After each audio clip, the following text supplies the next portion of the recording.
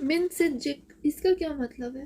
منسجک تلفظ ایسے ہے، منسجک یعنی کیا آپ سیریس ہیں، آپ سچ کہہ رہے ہیں. منسجک وہ آگے سے کہے گا اے نعم سج واللہ، سج کہتے ہیں یعنی سچ مچ ہے. بات اگر سنجیدہ ہو تو کہتے ہیں کہ منسجک، اور یہ سنجیدہ بات اگر سنجیدہ آدمی ہو یعنی پکی بات ہو، کام ہونے والا ہو تو کہتے ہیں منسجک. وہ کہتے ہیں اے منسجی، وہ آگے سے جواب دیتا ہے نعم منسجی، کیا سچ مچ. منسجک کیا سچ مچ، منسجک اس کا مطلب ہے. تو آگے سے جواب دیتے ہیں نعم منسجی. یعنی یہ جب کسی کو یعنی ایکسپلین کرتے ہیں نا، سمجھاتے ہیں، تو اس میں یہ لفظ استعمال کیا جاتا ہے. کوئی بات کر رہے ہیں، سمجھا رہے ہیں اس کو، تو یعنی ما معنات، یعنی ما معنات بھی ہے کہ اس کا مطلب یہ ہے. تو اردو میں بولتے ہیں یعنی، وہی عربی میں بھی یعنی ہے، یعنی کہ اس کا یہ مطلب ہے. اور اکثر عربک ممالک میں اور گلف ممالک میں بھی یہی بولا جاتا ہے یعنی ایکسپلین کرنے کے لیے. اور ایک جملے میں، ایک بات میں کئی دفعہ یعنی بھی کہہ دیتے ہیں. کچھ لوگوں کے تکیہ کلام بھی بنا ہوتا ہے کہ وہ ہر جملے میں یعنی کہیں گے. تو اس کا مطلب یہی ہے کہ یعنی اس کا مطلب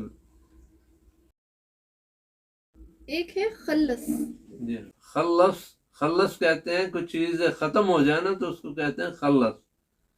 خلاص کہتے ہیں بس اینڈ ہو گیا، یعنی دا اینڈ، خلاص.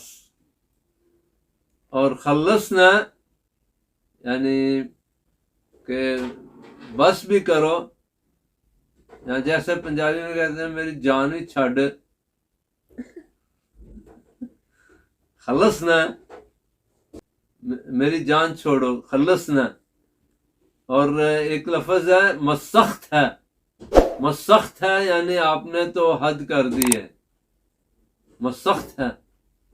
خلاص یعنی ختم ہو گیا، اینڈ ہو گیا، خلاص کا جو لفظ ہے نا، یہ ایسے بھی استعمال کیا جاتا ہے جب کوئی بات ختم ہو جاتی ہے نا، یا کوئی دوسرا پوچھتا ہے کہ بس آپ کی بات ختم ہو گئی، تو آگے سے کہتا ہے کہ خلاص، تو اس کو جواب دیتے ہیں نعم خلص یعنی کہ میں نے اینڈ کر دیا، بس ہو گیا، یعنی بات میری پوری ہو گئی ہے، خلاص.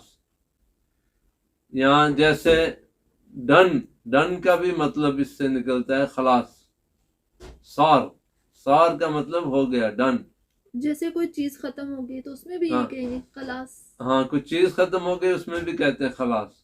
خلص بھی کہتے ہیں، خلص. اور رجل کہتے ہیں آدمی کو، رجل.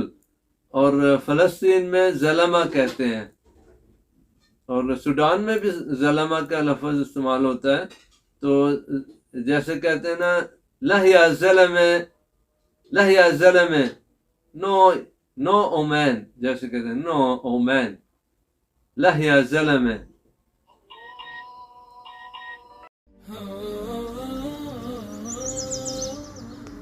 أرسلت همي في